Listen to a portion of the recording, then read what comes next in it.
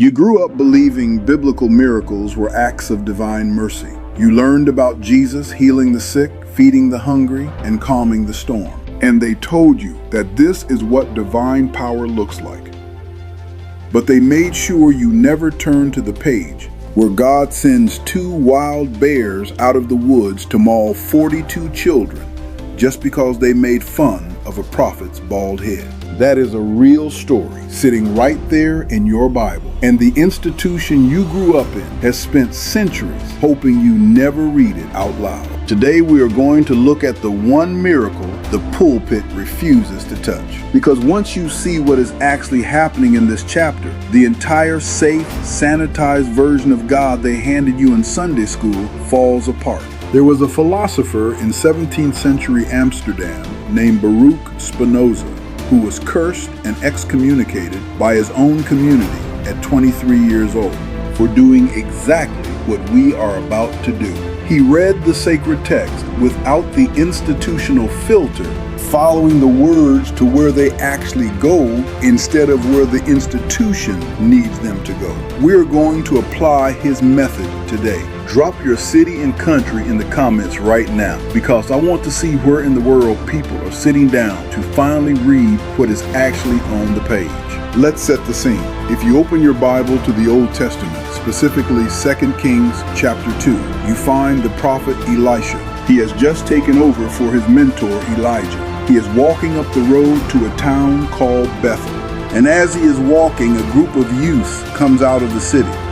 Some translations soften this to small boys or little children, but the Hebrew text describes a crowd of young people, and they start mocking him. They yell, "Go up, you bald head! Go up, you bald head!" That is the crime. A group of kids being cruel, mocking a religious authority figure for losing his hair. What happens next is not a metaphor. It is not poetry. The text says Elisha turns around, looks at them, and curses them in the name of the Lord. He doesn't correct them. He doesn't offer them grace. He invokes the holy name to curse them.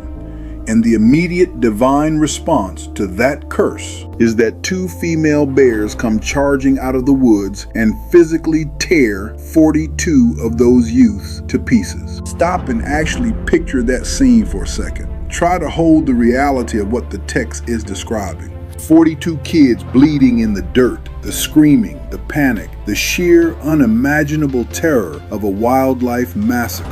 And the prophet of God just turns around and keeps walking to Mount Carmel like he just swatted a fly. The people behind the pulpit know this story is in there. They read it in their first year of seminary, but they will never preach it to you because they cannot reconcile the God of this story with the 3 words they use to shut down every hard question you ever ask. God is love. They told you that God's love has no exceptions. But the text is showing you a God who operates like a violent tribal sorcerer, deploying lethal force over a playground insult. The filter is designed to keep you safe, but it also keeps you blind. Spinoza knew this. He paid the price for it. The question is, are you willing to look at the text as it is, or do you need the filter to believe? Thank you for watching. Follow for more deep dives into the stories they don't want you to hear. See you in the next one.